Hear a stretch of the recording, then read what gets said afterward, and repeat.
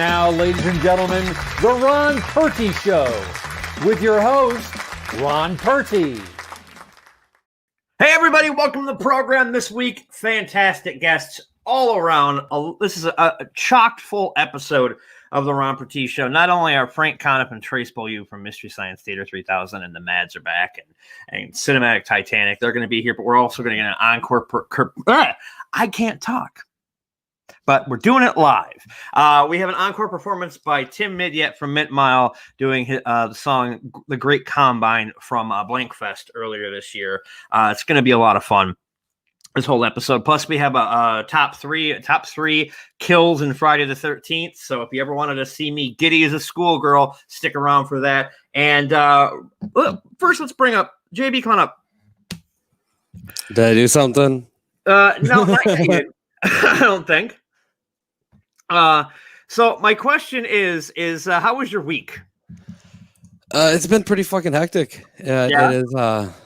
It is what it is. I can imagine. Right. Yeah, I can imagine. Now we got something cool here I want to show everybody. If you're not familiar with Parler, it's this ultra super conservative cuckoo nest of right-wing bullshit, basically. It's a new social media for people who want to talk about crazy stuff. And I was able to obtain, through nefarious means, a clip of a testimonial that they're going to be releasing soon. So can you roll that clip? Yeah, hold on. Here you go. And how you doing, little partner? Fine. And it's little visitor now. Atawoyoli's how you say it in Cherokee. Oh, well, pardon my French, but I'll be damned. Walker told me I have AIDS. What was that?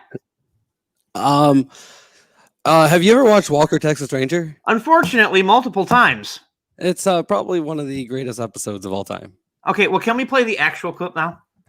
Yeah. And how you doing, little partner? Fine. And it's little visitor now. Atawoyoli's how you say it in Cherokee. Oh, well, pardon my French, but I'll be damned. Walker told me I have AIDS.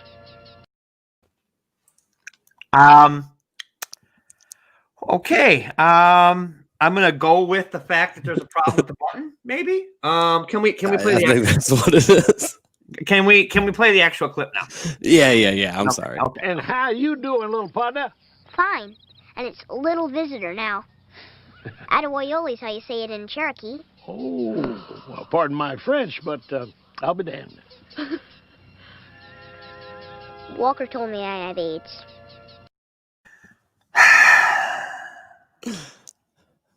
Those buttons fucked up, dude. I'm sorry. Here, let me try it again. Yeah, dude, let's play the actual clip. All right, fine. And how you doing, little partner? Fine. And it's little visitor now. Atawoyoli's how you say it in Cherokee. Oh, well, pardon my French, but I'll be damned. Walker told me I have AIDS. I think you did that one. My hands are down here. I didn't press. What the heck is wrong with you? This cannot be an issue. Whatever. I'll try it again. And how you doing, little partner? Fine. And it's little visitor now. Atawoyoli's how you say it in Cherokee. Oh, well, pardon my French, but I'll be damned. Walker told me I have AIDS.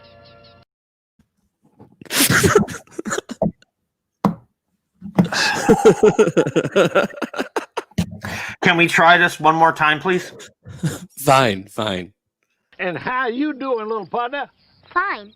And it's little visitor now. Atawoyoli's how you say it in Cherokee. Oh, well, pardon my French, but I'll be damned. Walker told me I have AIDS. Are you having fun? Are you having a good time at my Oh, God. Yeah. Are you? Can we let's play the clip, please.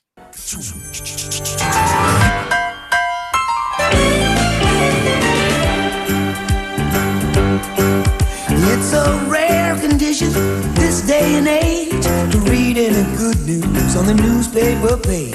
Love and tradition of the grand design, some people say is even harder to find. Well, then there must be some magic clue inside these gentle walls. 'Cause all I see is a tower of dreams, real love bursting out of every scene. As days go by, we're gonna fill our house with happiness. The moon may cry, but we'll smother the blues with tenderness. As days go by, there's room for you, room for me, for gentle hearts and opportunity.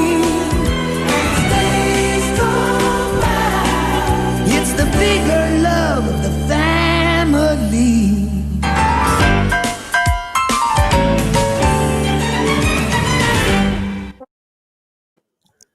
That goddamn Jaleel White. I'd still be on that show. That show would still be around if it wasn't for them firing me and hiring that Urkel fuck. I know. You know what? I'm getting distracted. Can you please play the clip? The actual Fine. Are you tired of having your opinion judged by the radical left?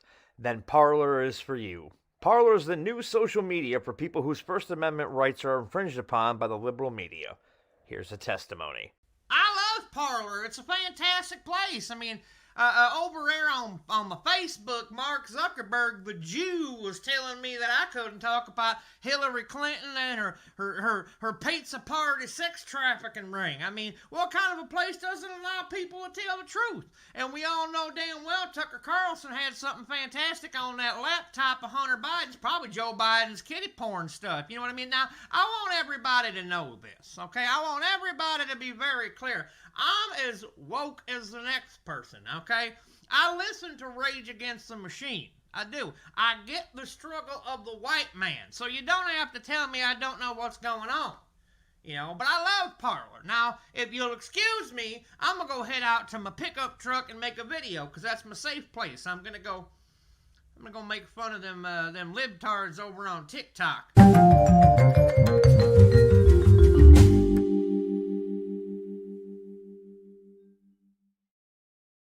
I went through nefarious means to get that testimonial, and somehow it seems very, very undercut by a small child who is into intravenous drug use.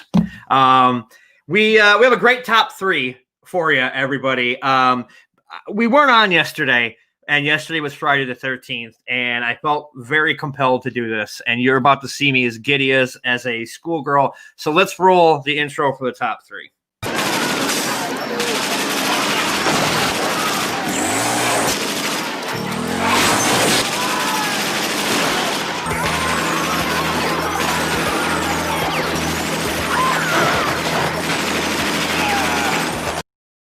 So the top three today is the top three kills in Friday the 13th.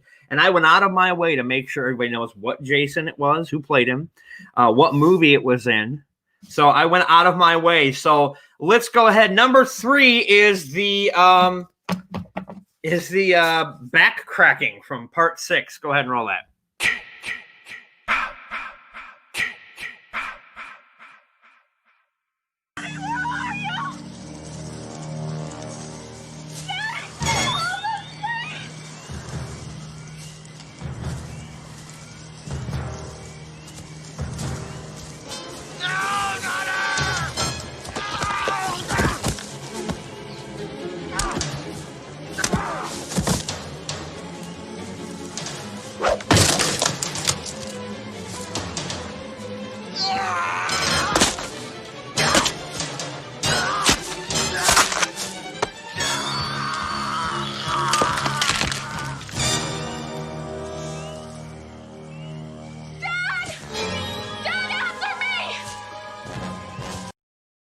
Now, the way that back cracks is so disturbing, but I love it so. Also, I'd like to know what Jason's mask is made out of, that it can survive a giant tree branch breaking on it and a big old rock just coming down on it.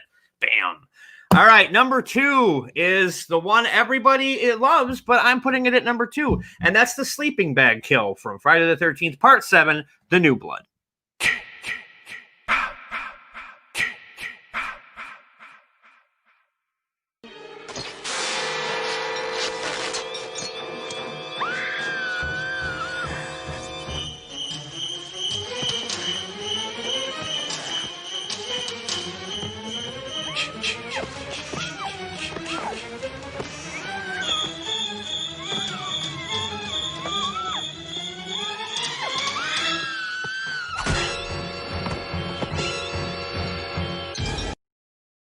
Funny story about that kill. They actually filmed him hitting her against the tree quite a few times.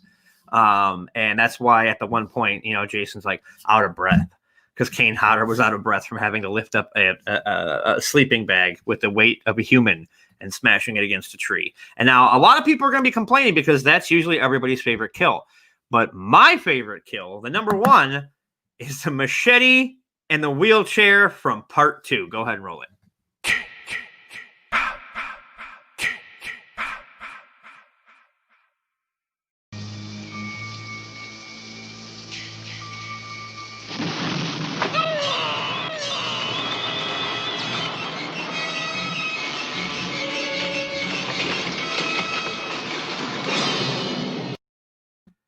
That is such a kill. But here's a couple of things I want to address about it. One, it had to have hurt even more because he got the back end of the machete in the face. Plus, it's the most inconvenient kill. Let me explain.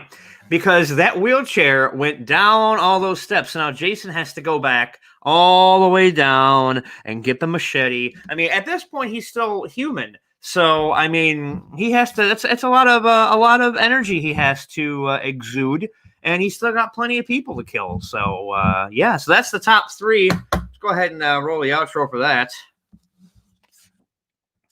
or not. I can sit here a few minutes. I mean, are we having problems again? Are we having problems again?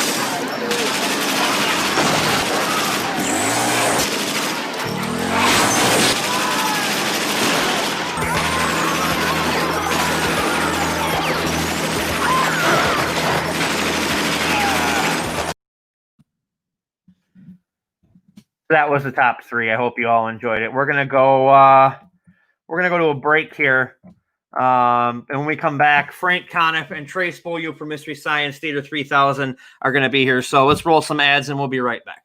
Are you a horror fan? Do you like wearing your fandom on your shirt and showing the entire world?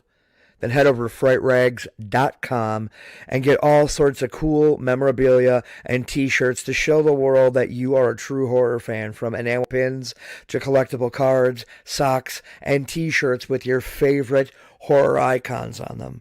Head over to frightrags.com, and when checking out, use promo code PURTEE10, that's P as in Peter, URTEE 10, and save 10% on your order today. Are not only 2 of my comedy heroes and former members of MST3K, but they also managed to still make people laugh during the apocalypse, and you can catch them riffing the Brain From Planet Arous on November 17th at 8 p.m. Eastern. Let's take a look at a clip. I don't care much about going out. I know. I don't have a date either. Zing! Would you like to go to a movie? Well, thanks, Alice, but I don't feel like it tonight. My tiny sister is visiting. Sure, but... Well, no, I just don't feel like it. Bye. And gunshot noise. Ladies and gentlemen, Trace Beaulieu and Frank Conniff, I want to thank you both for being on the program. Thanks for having us. It's great Trace, to be here. Yeah, you've been on. Trace, you're like on SNL when they have the 5-timer club or the 10-timer club. And then the guy that shouldn't be on the show, that's me. Yeah. Well, I mean, you're a parent. You're my John. I'm your Monty Rock the Third. We'll go with that. We'll go with that. Yeah. Well, if I had a rim shot button, I'd use it. But I don't. So I don't think it would do my good. No, because most of the people who watch this show are like 25, so they're gonna be like, huh?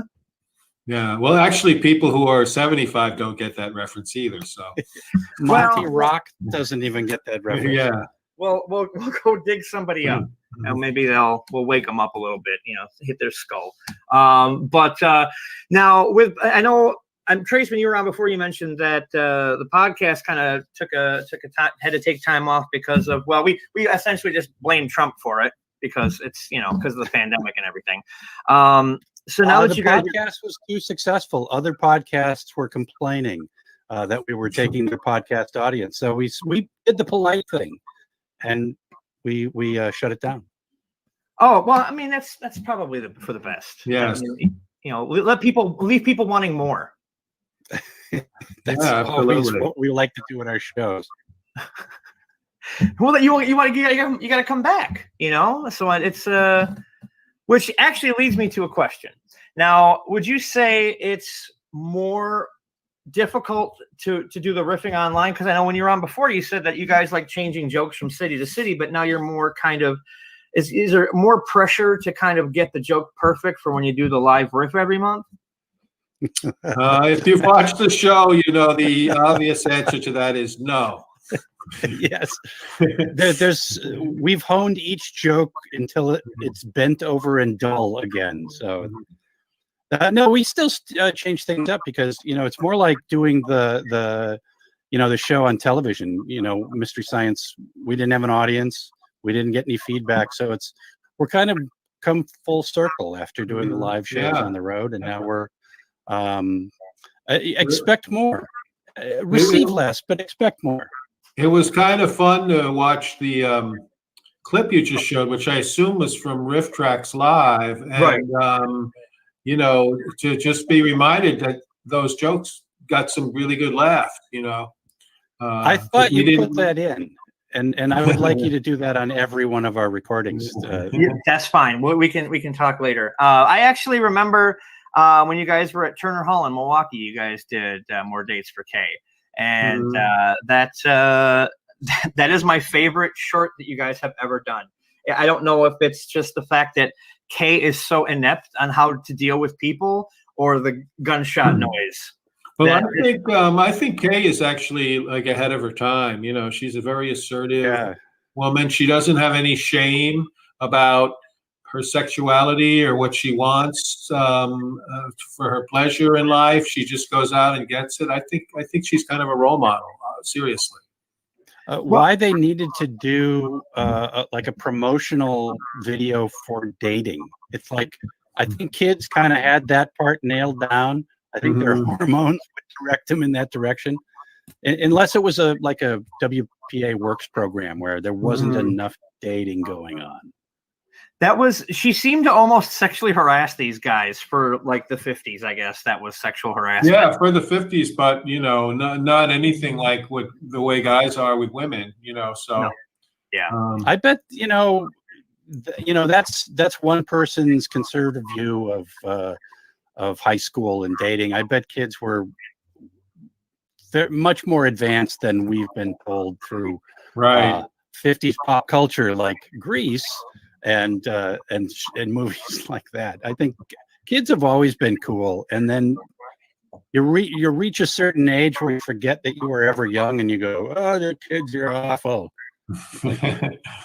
So true. Kids are cool. I'm doing that now. I think that's the hope I have for the future, is that the kids are a lot smarter than we were. I think they are. I think the kids these days, as we old people would say, I think they're very. I feel very encouraged by the Generation Z or whatever they're called now, or Generation X or millennials. I think there's a lot of really good stuff going on with those people. Well, I mean, if it wasn't for them, we probably wouldn't be able to have this conversation like this, because they wouldn't have created all those Exactly. So, I mean, it's kind of like the old syndrome. It's like, you can beat up the nerd all you want, but when he's rich because he's developed some kind of technology, and you're still wearing your Letterman's jacket and selling hot dogs, That's right. The nerds get their revenge when they get out of high school and get away from the bullies and then become tech billionaires. God bless them. But the Revenge of the Nerds 2, I think, is a superior film. Well, I don't know, because I like Anthony Edwards. So, I mean, him just kind of being in just the beginning of it, if I remember correctly, and plus the first movie. He volunteered to be in the Navy and he became a pilot. That was all good, right? Yeah, I think that's what, but then he died. Yeah. Well, that happens. Oh, yeah. I haven't seen the film. Thank you. Well, no, I mean, in real life, he crash landed, and Tom Cruise survived because Tom Cruise isn't a real person; he's an android. Yes, it's weird. He died in the Top Gun, and yet he had a better chance than Kelly McGinnis of being in the sequel, which is weird. Oh, boy. This is I can see where this is going, but now, Frank, you aren't from the Midwest. No, I'm an honorary Midwesterner. Well, and we welcome you with open arms. Yes. Now, but your sense of humor, do you feel like it's got like a more of a and your comedy, does it have more of a Midwest sensibility to it? I think that if anything, I developed that by moving to the Midwest and being around all the other comedians and all the Mystery Science Theater people. I think it influenced my humor, certainly. But the weird thing is like, you can say, well, I'm from New York, I have one sensibility, the Midwest is another sensibility. But of all the TV shows that I've worked on, I've never been more in sync with comedic sensibility than I was with the other people on Mystery Science Theater. So, that kind of outweighs any of that. Right, right. I think we were all trying to pick up Frank's street cool because he came from New York and he had that New York mythology behind him, and we were just, corn-fed farm kids. I've never eaten corn. This is strictly Big Mac. Really? Oh man, corn on the cob is nothing better. With butter. Mexican street corn with that cheese and a little hot sauce. Oh yeah. Yeah, baby. Awesome. Now I want to ask you, Frank, because I'm we're friends on Facebook, and I've been following your what's been going on. I know it's been a while, but how are you feeling? A lot better now, or? Oh, thank you. Yeah, I did. I had heart surgery this last spring of 2019. I feel much better, and just filled with a lot of gratitude for being lucky enough to catch what I had in time to deal with it, and also to catch it before the pandemic came. That was a lucky break. I was able to have people visit me in the hospital. I was able to have people come over to my house. All my friends and family were so attentive and so wonderful. So, I was very blessed through the whole thing, and now I feel really good now. And it also is the only thing that ever got me to lose weight ever in my life. I was not having an appetite for 6 months. Turns out to be a really good way to lose weight because, the recovery from the surgery. Stress and the onset of possible diabetes. Well, no, it's not. It's not possible with me. It's there. That was another diagnosis that I got from the doctors, and so I've cut down heavily on my sugar intake. So that's helped me too. So I finally was able to get Operation Sweet Ass going, So I mean, it's gotta be the weirdest conversation with the doctor. He comes in, he's like, "So do you want the bad news or the even worse news?" Well, actually, they were, the doctors were just right after my operation. They were just very upbeat and said, "Oh, you did great. You're doing really well," and I can't say enough for the doctors and the nurses at Lenox Hill Hospital and everywhere. We now know even more than I knew then what heroes these people are. Who are just in their daily job is just to be in service of humanity, and I'm very grateful to that. Well, that's good. I'm glad that you're feeling better because the world needs you now more than ever, both of you. Yeah, hope, which is not much, but Now, Frank, you got a book out now called "You're Ruining the Dystopia for Everyone." yes, I just happen to have a copy right here. Well, there you go. There you go. How convenient. Mm-hmm. It just happened to be there. Now, how long did it take? Because it's a collection of short stories that are all linked together. How long did that take you to get? Is it from over the years, or did? Well, I had the idea for it for a while, but I think it took me about a year. I started on it like not long after my recovery from surgery. In my surgery recovery, I really took that as an excuse to not do anything for months. Just watch TV and not even watch challenging TV. Watch Alias Smith and Jones reruns. Just nothing that would tax my mind or anything. And my surgery kind of gave me license to just be that way, just lie on my couch all the time. And I had to go for one exercise thing a day where I walked for like 10 minutes, and it was brutal to do that, but I did it because the doctors told me to. Now I'm walking like 4 miles a day. But then after I got through that period, then I think I eventually started and I worked on a couple of things that didn't really pan out. And then I kind of hit on this and committed to this. And then, so I think it took me like about a year to write it, I think. Okay. Now, this is for both of you. How much has the current climate, pandemic, political, however, been impacting when you write riffs for these movies? Oh boy, I don't know if we have a ton of related stuff in these films, because we did these all on the road pre dystopia. So we'll sprinkle in a few new things, topical things, but I think people just want to kind of get away from that and just we've never even really been topical jokes. We do them in our live shows, and the thing about them is a really topical joke. The week that the thing is going on, it gets a gigantic laugh. But then the next week, it's nothing. Like, I'll give you an example, and I'll probably have to explain to you what this is in reference to. I remember one week, we in Cinematic Titanic, we were doing a live show. There was a scene of a plane on fire and crashing, and I said, they never should have let Kevin Smith on board. And it got a gigantic, huge laugh. And now I would have to explain to people that was a story that day where they kicked him off with Southwest Airlines. Like, nobody remembers it now, So topical stuff you have to really do judiciously, I think. Although we did get off Jeffrey Tubin's show last week. So, and no one knows who that is. Yeah, that story is like news.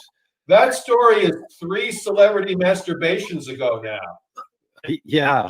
Estes Kefauver references are more recognizable than what happened, and stuff is happening hourly. So it's.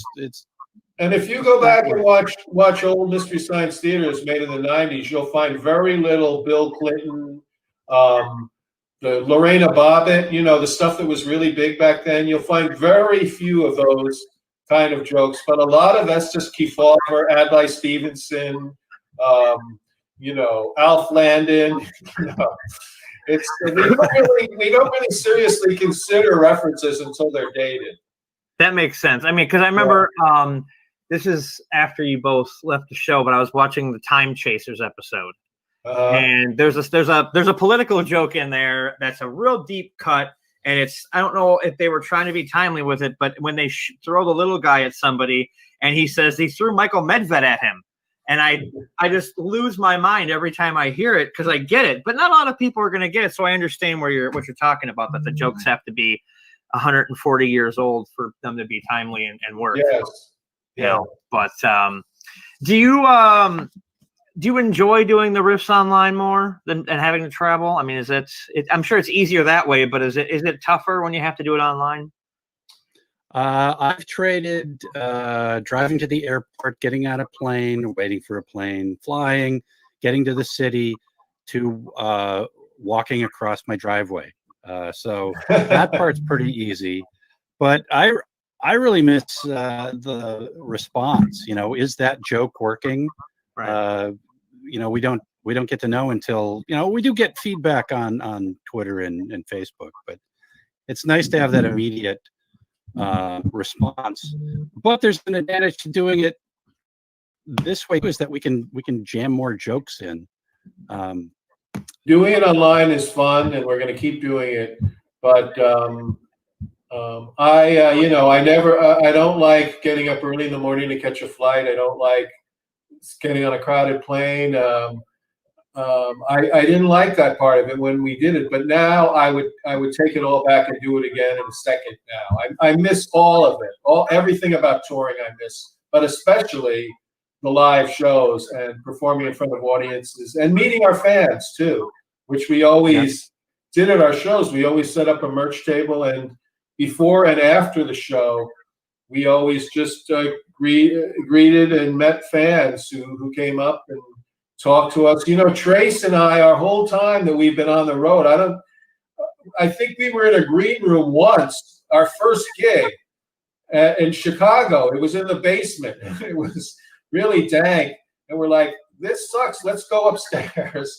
And we ended up hanging out at the bar with fans and meeting them and talking to them and signing stuff.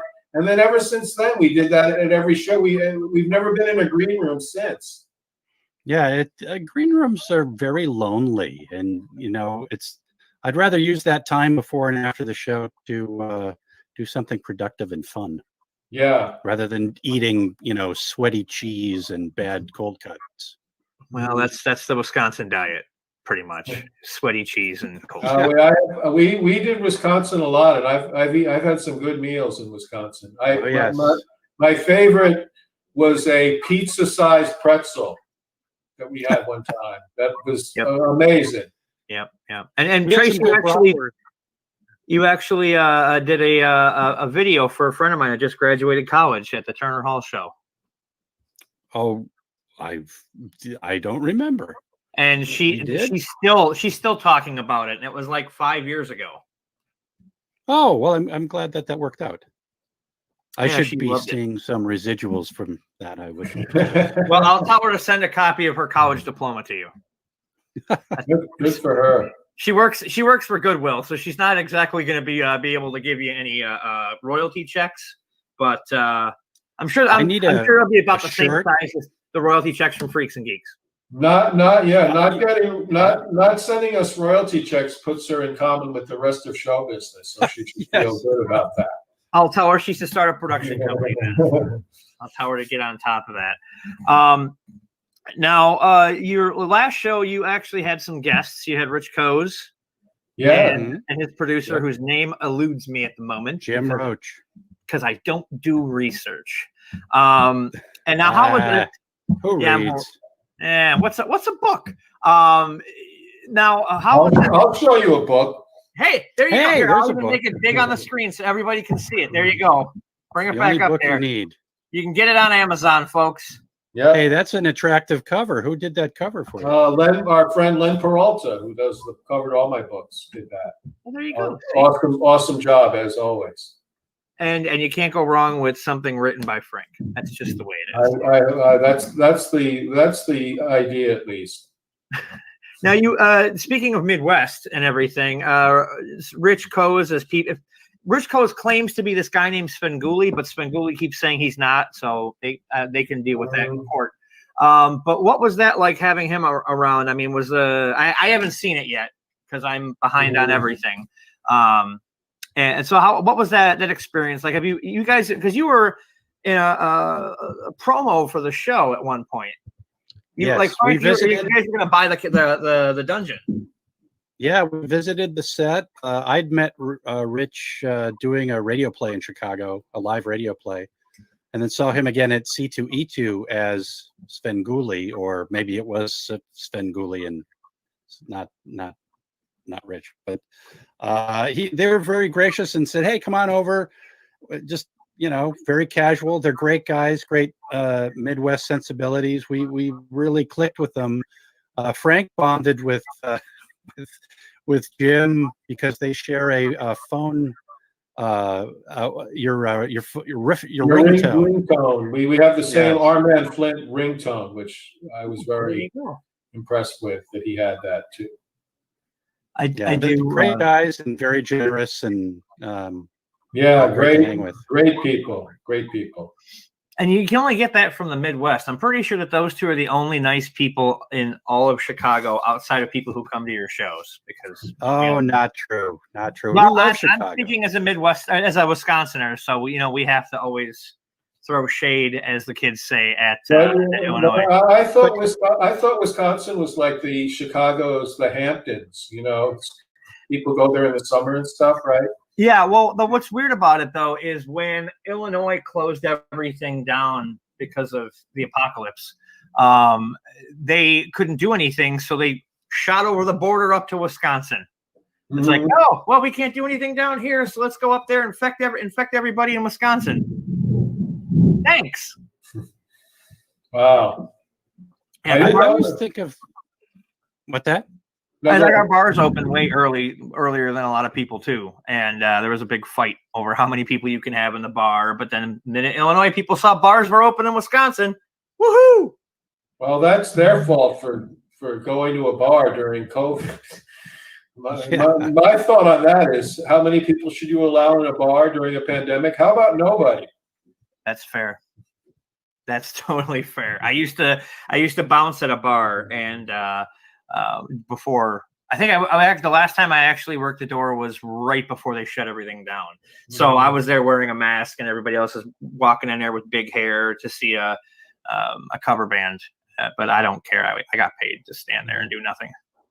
So, which is great. Everybody's dream, to stand there and get paid to do nothing. The band was COVID Turner Overdrive, wasn't it? Yes, they were CTO. Actually, they were a Dokken cover band, which is even more. Oh my God. Why not just let everyone in? Just who cares if you're going to a Dokken cover band?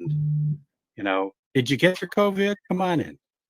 Right here we have. I shouldn't bash on Dokken cover. They've got better. I'm not familiar with Dokken, so I can't really weigh in on this. It's probably best you're not. Yeah. Probably best you're not. So I know movies have been very sparse coming out lately, but have you guys seen anything that you can recommend to folks? Since the podcast isn't around anymore, can you recommend anything to anybody to try and get through what seems to be the beginning of a 4th or 5th lockdown? Well, there's been some really good stuff on Netflix that has been released. The Trial of Chicago 7 was really good. I just watched that. Yeah, that was Aaron Sorkin wrote it, directed it. Terrific. Another movie that on Netflix that I love. It's a very kind of young adulty kind of family film. I thought it was terrific. Was Enola Holmes with Millie Bobby Brown from Stranger Things is the star of it. I thought that was great. And I went to search for that, and I found it in the documentary section under Enola Gay. I don't think it was the same. It wasn't as uplifting or as YA as you put it. Yeah, I kind of misrepresented Enola Gay, calling Enola Holmes. And the other thing on Netflix, another reference from 50 years ago. Well, I mean, at least you didn't mention Little Boy. So there you go. That's right. I can make old references too. All right, way to go. And the other lesser known burger chain. The other thing on Netflix that's really great. It's not a movie. It's a mini series. The Queen's Gambit, which I just watched recently. One of the best things I've ever seen on that network. Really, really good. And what about you, Trace? What have you seen? Have you been keeping up or? Well, last night I needed something to cheer me up, so I watched for probably the 4th or 5th time The Death of Stalin, which is absolutely one of the best dark comedies, chillingly dark, but extremely funny. The performances are brilliant, and I just picked it up on DVD because I love it so much. Yeah, all of Iannucci's stuff is just it's so much fun to see politics as backstabby as that, but also very entertaining as a contrast to the world we're in. Yeah, I love that movie. To keep myself sane, I just started watching The West Wing for the first time, and I was like, "Hey, that's a president." Okay, it's been so long. That's The West Wing is one of my favorite Trace Beaulieu shows. I'm on for like 2 seconds.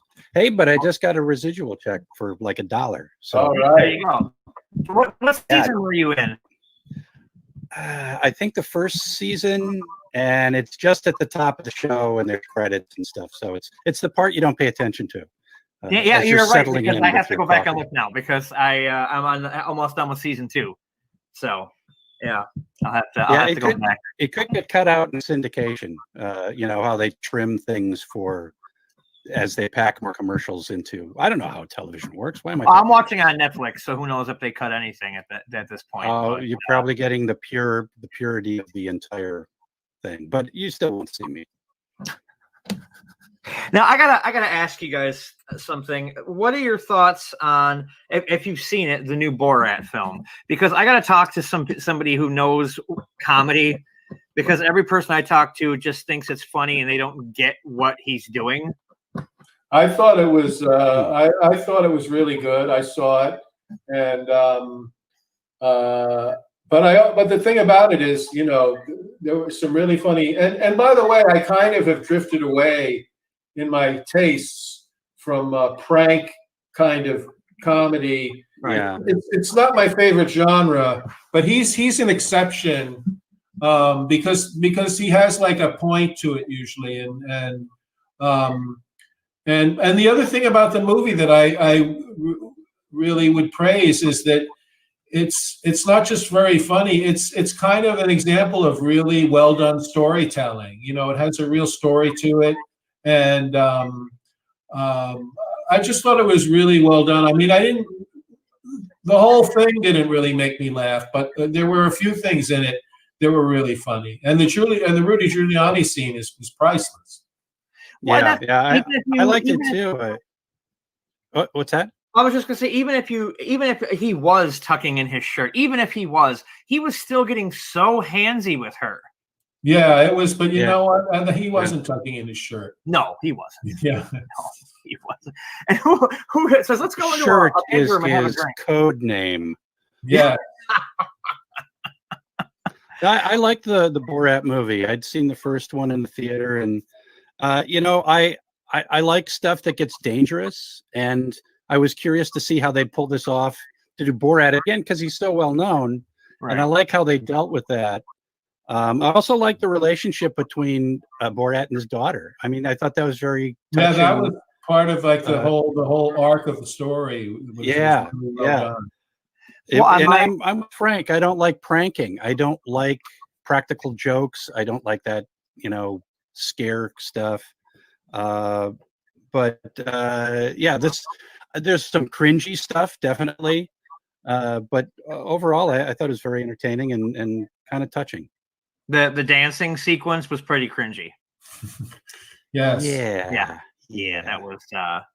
But I remember when it first came out that he had pranked the rally in was it Oregon? I'm like, what the hell is he just doing this randomly for shits and giggles? And then you come to find out it's actually a scene in the movie, and you get to see how it played out. And like, oh geez. And have you seen that they released a video of him in the ambulance as they're trying to get him out, and there are people pulling at the door to try and get him. I mean, people are crazy. Oh yeah, no surprise there. Yeah. It's ridiculous. It's just ridiculous. But I want to thank you both for coming on. It's been an honor and a pleasure. You can watch them riff the Brain from Planet Arous November 17th at 8 p.m. Eastern. For ticket information, go to themadsarback.com. Trace, Frank, thank you so much for being on. I really, really appreciate it. Thank you. Thanks, Ron. And we'll be right back.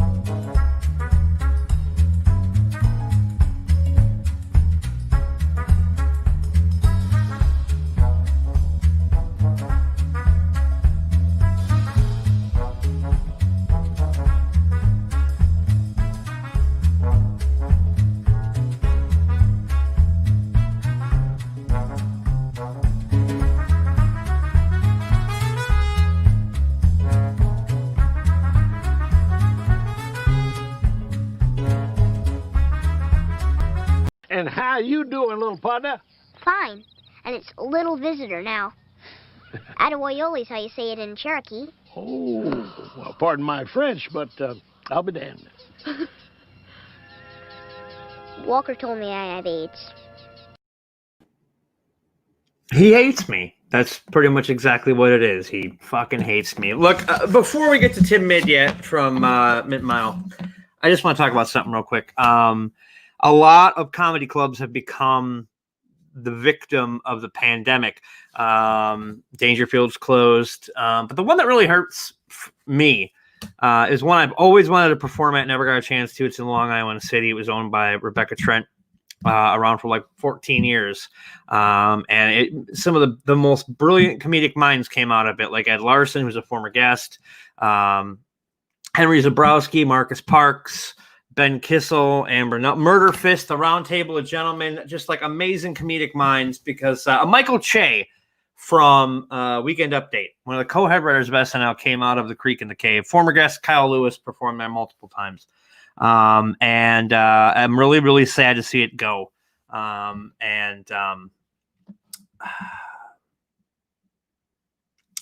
of hurts because it's a place that I've always wanted to perform.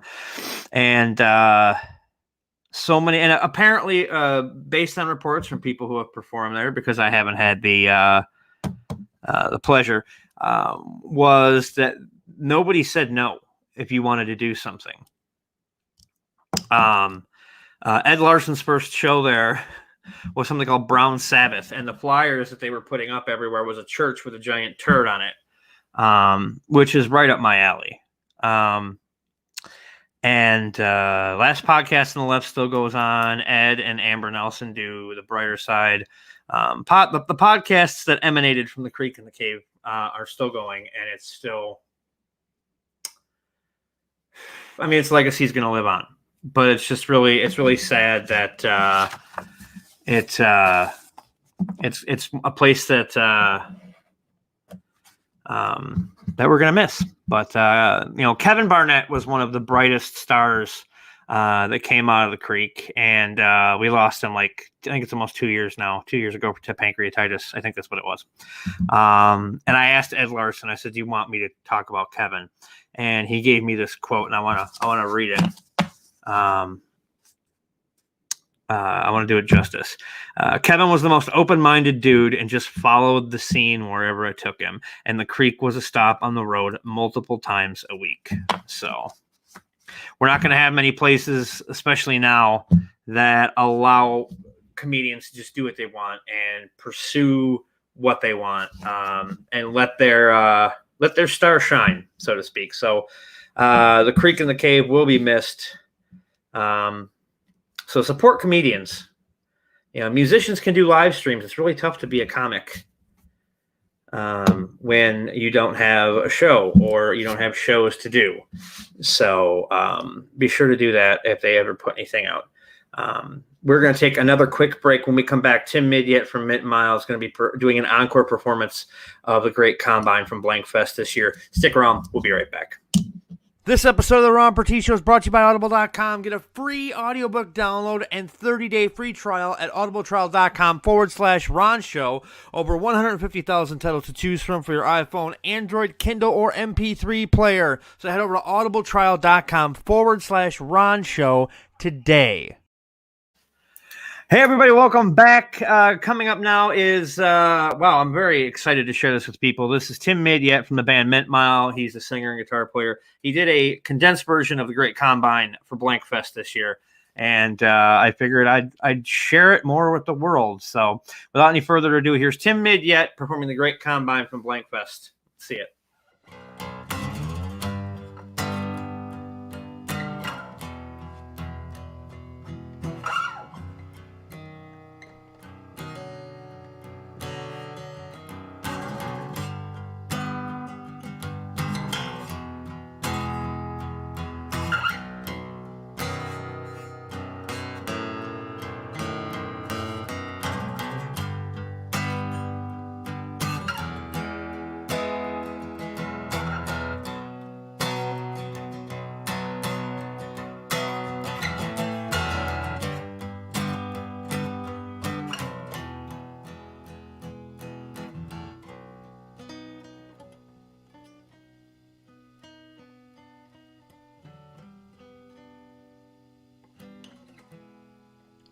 repeating lines.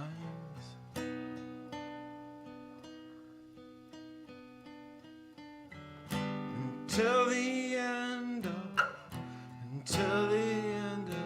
time.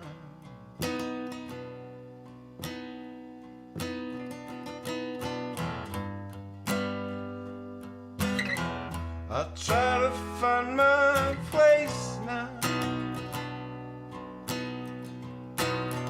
but I can only put a song down on your face until the lighting falls.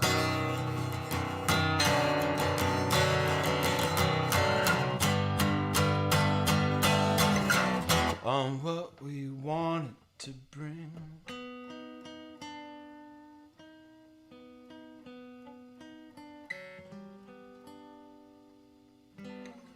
Not coming to me slow.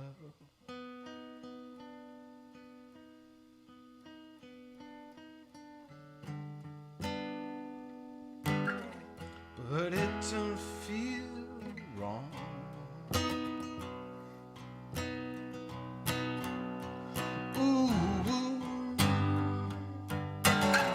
The way it moves together,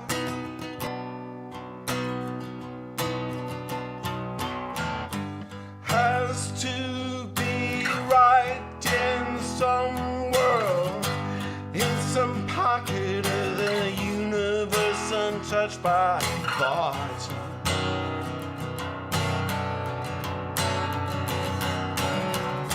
No dirt, no air, no earth, no God.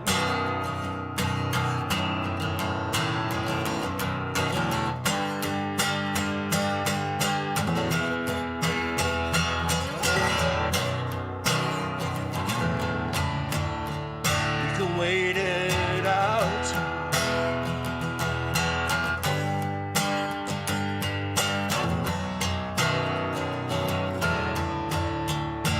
Hold our breath for now. Oh, there's no lights, there's no sound.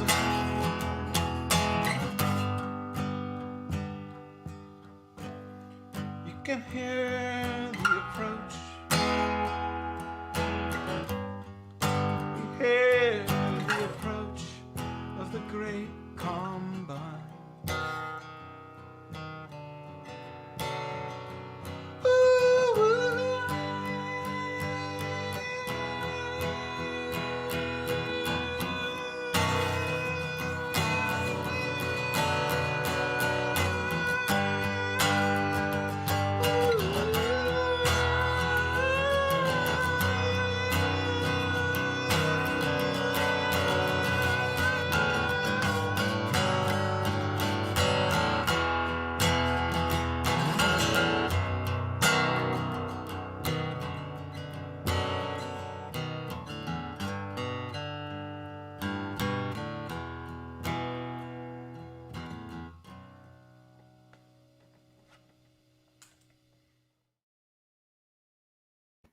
That was Tim Midyat from Mint Mile performing the Great Combine from Blank Fest this last year. And that link that's on there, you can still donate to the homeless in the Racine area. And the actual song with the band is like 8.5 minutes long. So that's something to check out. You can check out Mint Mile on Spotify right now. How you doing, little partner? Fine. And it's Little Visitor now. Atawoyoli's how you say it in Cherokee. Oh, well, pardon my French, but I'll be damned. Walker told me I have AIDS. Next week on the show, Casey Ryan from the Cutting Room Floor podcast will be here, as well as an encore performance from William Elliott Whitmore from Blank Fest this year. We have a lot of great stuff coming up on the program. I hear after Thanksgiving, I hear after Thanksgiving, Santa Claus is going to start showing up here on the program. So that's something that you don't want to miss because it's not been a very good year. Santa Claus is in a very bad mood. So we'll have to see what he has to say. In fact, let me check my phone here because I think he sent me a text and let me know when he's coming. So it looks like the first show after Thanksgiving. That's when Santa Claus is going to show up. So you're going to definitely want to stick around for that because who knows what that drunk fat fucker is going to talk about. He could do anything. But next week on the show again, Casey Ryan will be here with William, an encore performance of William Elliott Whitmore doing Dry from Songs of the Blackbird from Blankfest last year, or this last summer rather. So I want to thank everybody for watching. It's always great to do the show and to see everybody come out and support. We're not a usual show that you would see on some of these platforms, so that makes me feel really good to see you all there. I don't know. It's just one of those things again. And thank you very much. I mean, I don't know if you mean him or me, but let's see what some of the comments here. There are a lot of emotes. So, but yeah, we're gonna. How you doing, little partner? Fine. And it's little visitor now. Atawoyoli's how you say it in Cherokee. Oh, well, pardon my French, but I'll be damned. Walker told me I have AIDS.